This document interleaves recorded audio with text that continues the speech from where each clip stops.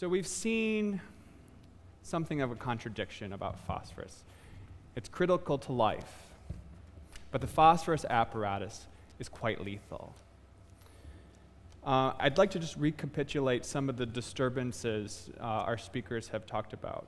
We have mining scars from phosphate rock strip mining. We have the spread of the plantation that results in habitat loss and fragmentation.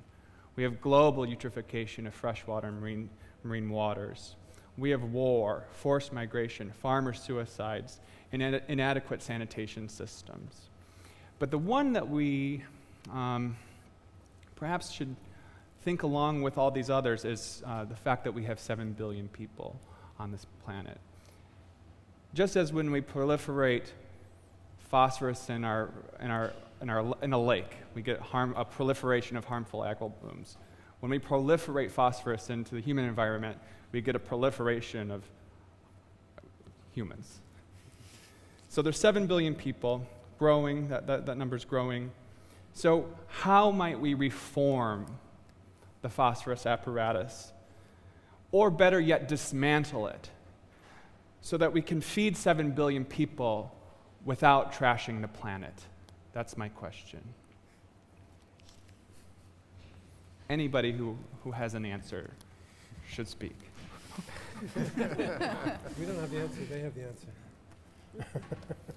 Well, I think what came through, I think all the presentations here is very much that the phosphorus apparatus is not something that is out there. We've been very good at putting it out there, but it's not out there, it's us.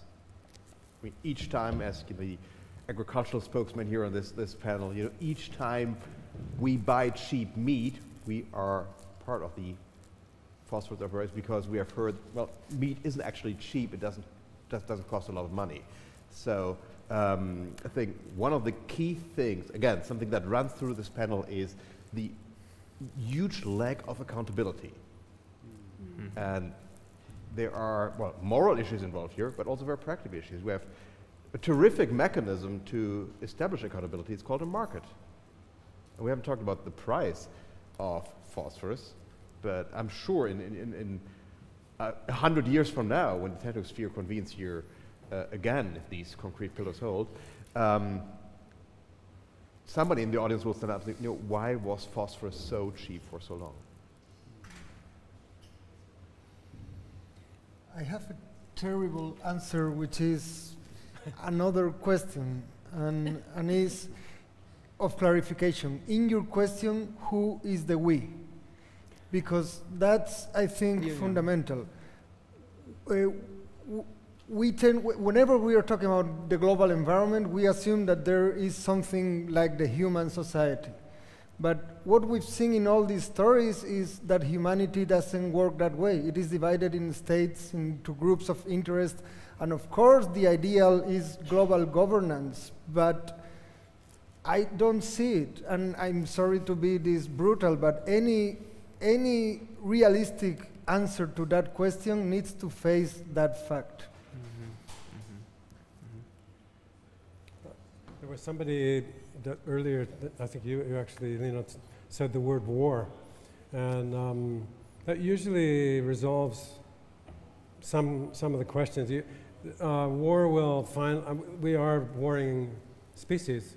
We'll actually create priorities and reshuffle in order to, like you said, to try to save the planet. I don't know which resource is causing most wars right now today. Maybe it's oil, but there'll be other ones. Health-based problems, I think, could be even more significant. Antibiotic resistance could be something that will create fortress Europe or fortress US, countries that close themselves off. So, I mean, the present situation of Syrians coming across and certain countries saying no, will get people to be aware of some things. And that may be when it's too late, but it's never too late for humanity. We do things at the last minute. So we'll have to get our act together on this. Conflict, that's where we're headed. I saw I'm not sure this is working, but I speak loud anyway. I saw an opportunity in your gloominess, Arno, because this is a theme that came up in our conversation, and certainly in the presentations too, is the linkage between waste disposal system and the fertilizer system, in which fertilizer itself turns into waste. And this large 2 to 4 billion population of people who have little to no sewage treatment seems to me could also be looked at as an opportunity in which all of these mistakes that we, especially the historians and the water management people here on stage have been chronicling, can be cautionary tales to say why, when new groups of people in the world who are attempting to join industrial modern civilization, they don't have to do it the same way. The waste could be, since the infrastructure isn't there in the first place, that technological lock-in hasn't been created yet. And so, and this is something that then people involved in development projects, I think, could potentially benefit from the very most, saying, why do we have to flush all of our piss? That's such a basic thing.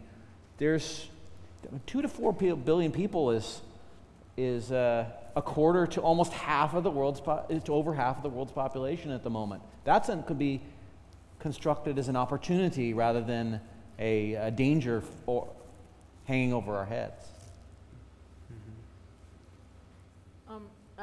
I would say, building off of Frank's mentioning of accountability and Lino's question of who is we, I think the Everglades case makes very clear that corporate interests need to be held accountable, and they could be made more accountable through market mechanisms if we simply stopped socializing the costs of their pollution and making the taxpayer pay for them, and also if we stop subsidizing and protecting domestic markets. And I think the Everglades really illustrates this notion that Zach and I have talked about of the Anthropocene dilemma. How are we going to survive these transformed landscapes that are no longer functional for us? And the answer is that I think that we have to change our relationship to particular places. And so we can't do industrial agriculture right below Lake Okeechobee if we're also trying to do hydrologic restoration and protect the water supply for 8 million people. P.S. in the context of climate change and sea level rise. We can't do it all and restore the Everglades, which is a UNESCO World Heritage Site and a International Biosphere Reserve. But changing our ingrained relationships to places is very difficult politically. And so to me, I'm a political scientist, it always comes back to a question of political will, and the we I think of as citizens. The key to environmental politics is that we have to become active not just as consumers and part of the phosphorus apparatus, but as citizens, and demand that the public interest take precedence over private interests in the way we manage our landscapes. Oh, well, I thought that would take longer. Maybe I should come up with another question. I have a question. Yeah. So one of the things that I think is really fascinating in terms of all of your descriptions are the ways in which these mechanisms, there isn't any kind of clear distinction between a natural or cultural process, right? That like the natural and cultural processes are enfolded into each other in such a way as that we end up with agribusiness as a result of colonization, for example. And the fact that there's whole swaths of the world, maybe the majority of the world, that has yet to adopt this kind of phosphate or phosphorus apparatus, what are the ways in which we might be able to think of moving away from a phosphorus apparatus as also a mechanism of decolonization? Yeah, that's right.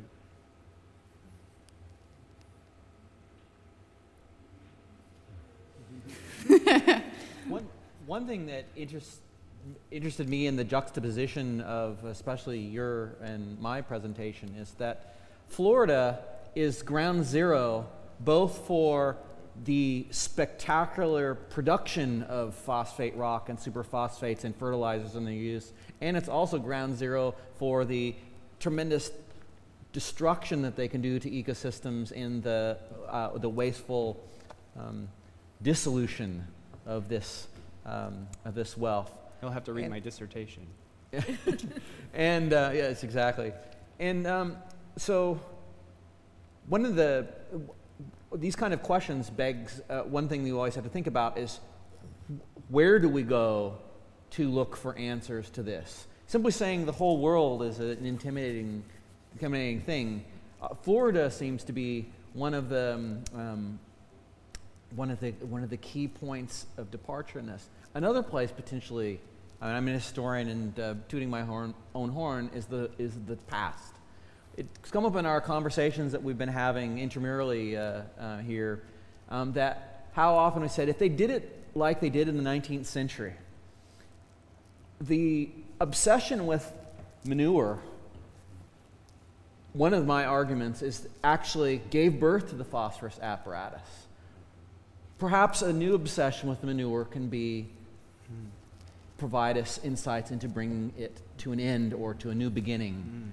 I think would be a better way of looking at it. That's really good. I agree with what you said, but I think if you talk about colonialism in this context, you realize when you talk about colonialism in the sense that we don't normally understand it. I mean, one of the great things about Greg's book is that he lines out colonial relations between places that we formally do not see as colonial. I mean, New Zealand is, well, in political history terms, itself a colony, yet it acts as a colonizer here to other places. So what you see here is you have a spatial relation that is commodity-driven and that can make a place like Florida itself a colonial-like place. And I mean, you had the discussion earlier about what would the industry person say. I think the statement would run along the lines of, somebody has got to do the job. And that is a classic colonial argument. You need a place that you waste, you do things that you would not do in your home country, but it has to be done. There is a way to not speak about these things, which is the way we speak about colonialism. Colonialism was never defensible except by doing it.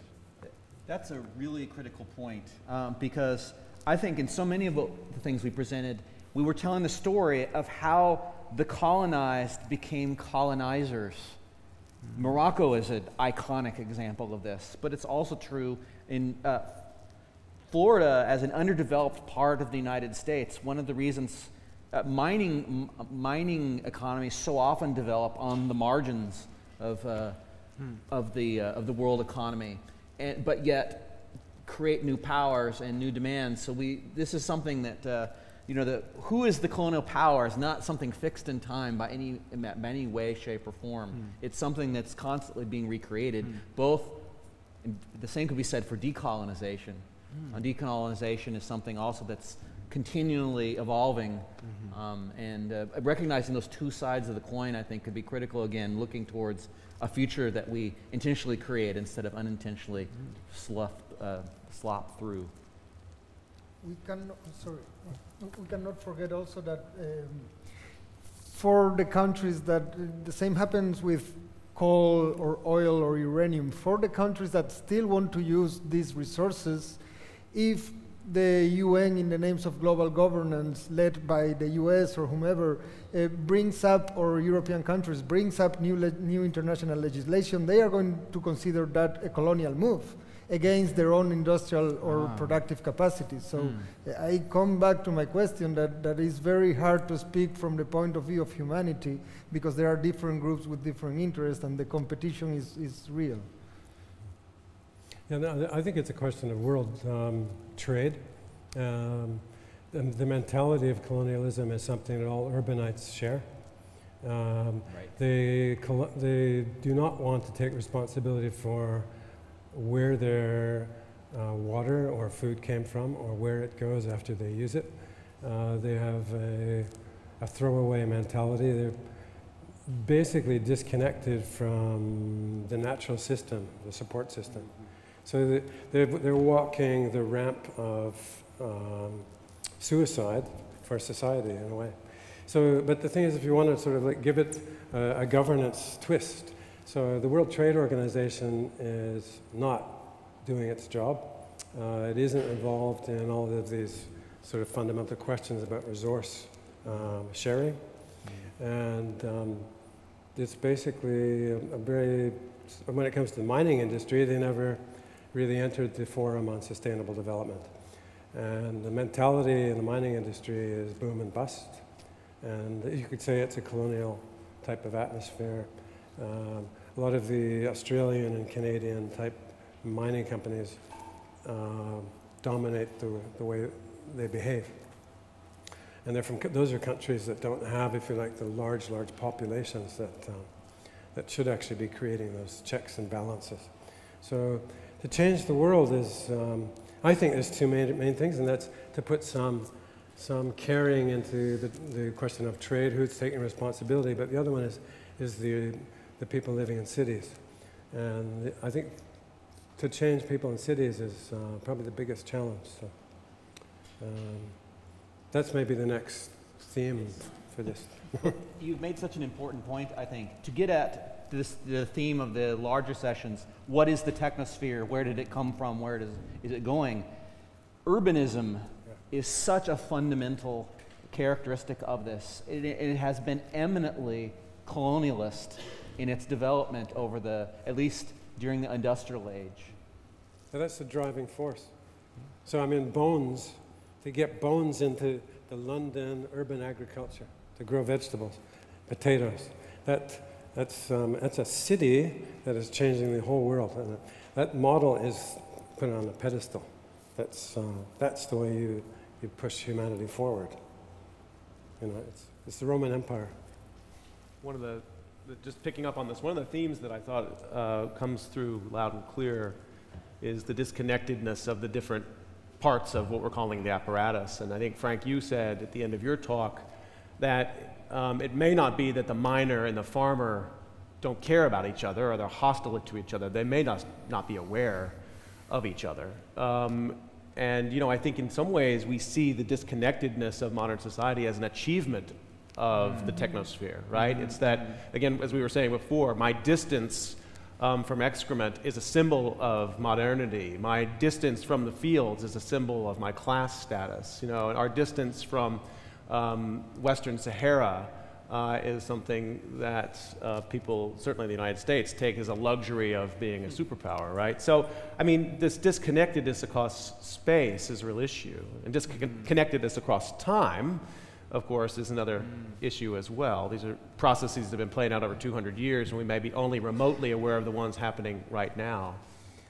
So the experiment today, and as I take it, sort of the experiment of all of these linked sessions, is to reassemble the disconnected pieces and locate in that act how we can change the conversation, how we can speak connectedness to power to a certain degree. And I wonder if so I want to throw that challenge to the panel, if you can bring cases up from the past where you said, yeah, this kind of process did bring about policy change or consciousness change, or are we, the other thing I've heard is, no, we're just going to go to war over phosphate and we'll let that be the thing that connects us together. And of course, history is full of the connectedness of war. So where are you on sort of achieving connectedness? The interesting thing is humans don't learn until they're physically threatened and they see death. So if you look at the case of Fukushima as a learning element for this country, for Germany, Germany used that as a platform to defend itself for saying we're scrapping nuclear power. It's the only country that's done it. It's an amazing thing. And guess what's happened?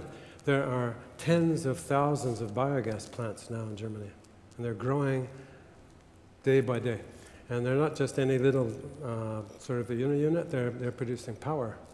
So they will replace, sooner or later, the entire nuclear component that was existing before. Biogas is part of the eco-cycle.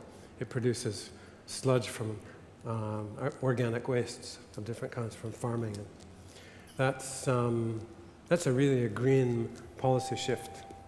But it's caused by an understanding of risk. And to me, that's the future of this mess that we're in terms of like climate change and limitations of different things. It's strife is that we have to learn about stress and management of risks, understanding them, and take those challenges on. And I think that's going to bring the whole world together, is when we identify disasters, and we have it all in common. It's not this question of poor and rich anymore. Your risk when you go into a 747 airplane is the exact same whether you're rich or poor or whatever. In fact, if you're not in the plane, there's probably a good chance that you're going to live longer. So. After Fukushima, China decided to keep building 15 nuclear plants. So maybe Germany had other reasons, not only risk, but need to invest revenue or something like that, surplus. Well, so yeah. It's interesting how from the same event, different people take different parts on the knife. Peak, we talk about peak everything, but uranium peaked a long time ago. Yeah. So the price of doing this.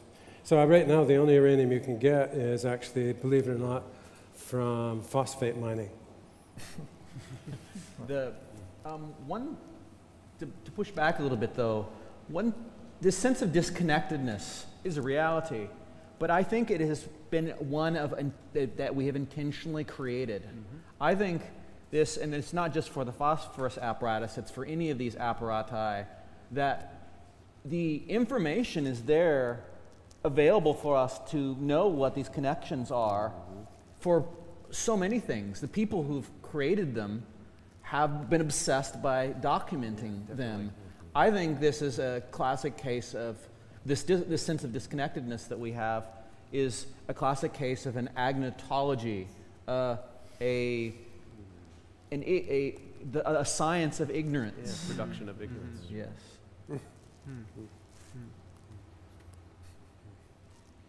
Can I share a final thought, maybe? Yeah. Peter Half this morning put up a slide that suggested that in the early 20th century, there was a technosphere that was organized by classical knowledge paradigm. And then there was a second technosphere organized by quantum mechanics paradigm. So I'm wondering what kind of knowledge paradigm we would need to get out of the phosphorus crisis. And maybe we get something like that through Eco, Evo, Devo, this new synthesis in biology that's integrating ecological thinking, evolutionary thinking, and developmental biology. And Donna Haraway has talked about Eco, Evo, Devo, and insists that we add techno and politico to the mix. And it seems like doing Eco, Evo, Devo in the Plantationocene is absolutely essential to coming up with agroecological alternatives to this ongoing industrial disaster. And thinking with P should be at the front of that. And so, great, let's create a circular economy and many other things that will help produce a livable Earth. Thanks for your attention. Thank you all.